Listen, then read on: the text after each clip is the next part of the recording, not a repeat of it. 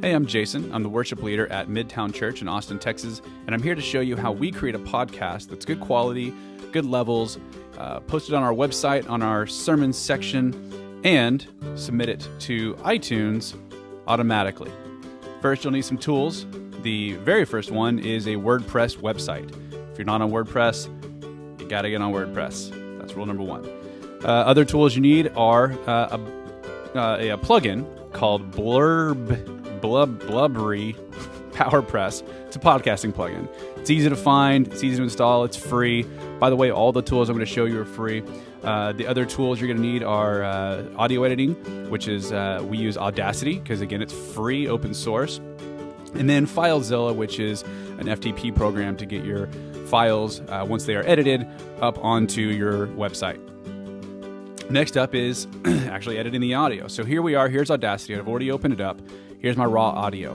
What I want to do is bring this in, and I'm going to say read the files directly from the original. It doesn't matter. It's faster. I like fast. And what I'm going to show you is how to take the levels up, because you don't want a quiet podcast. You don't want people cranking their speakers just to hear you. You don't want some parts that are really loud and some parts that are really soft. So first step, I'm going to double click everything. And actually, the very first step, we don't get any noise because of the board we use, but you may want to do a noise removal. If you have a lot of hum or buzz or something like that, use this tool. It's pretty easy to figure out how to use it. That'll remove the noise. The second part that I go straight to, because we don't get noise, is to normalize. Normalize is going to bring this up to basically as loud as it gets without clipping. So I'm going to say negative 0.01 decibels. I'm going to hit OK. Now you'll see that all the levels came up pretty significantly. And that's going to be loud enough, but I want to go one step further. I want to actually compress this and just to level it out even more. And again, our board already compresses this pretty well for us as we're recording. Yours might be a little more all over the place, so compressing is a good idea.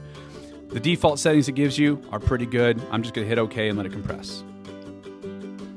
Now we have a very leveled out audio file. It's going to be loud all the way through. That's great. Now you may have to go take some off the front or some off the back. Ours was already cut and spliced the way it needed to be. But you don't want the crowd talking before the pastor starts, and you don't want a whole bunch of music or something after he's done. So you can come to the end and just hit delete, take that off. You can even highlight a little bit more, and you could do a fade out or something like that and do a fade at the beginning. However you want to do it. We don't need to do that here because our file's already cut the way it needs to be. So the next step is to export it. So I just hit File, Export, and I'm going to choose an MP3, and it's going to be a small bit rate, 96.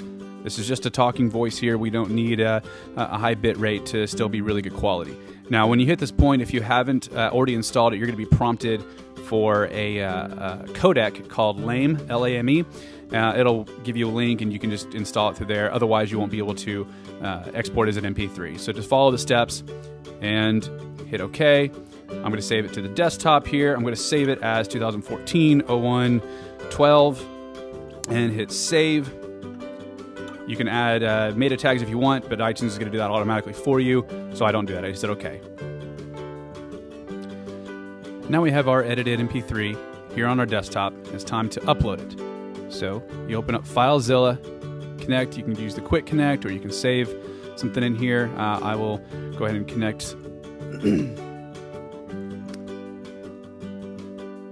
to our server.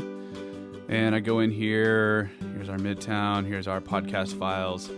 All right. And then you would just drag it over here and let go, and it would upload. I've already uploaded mine, so I'm just going to show you the next step, which is to create a new post in WordPress.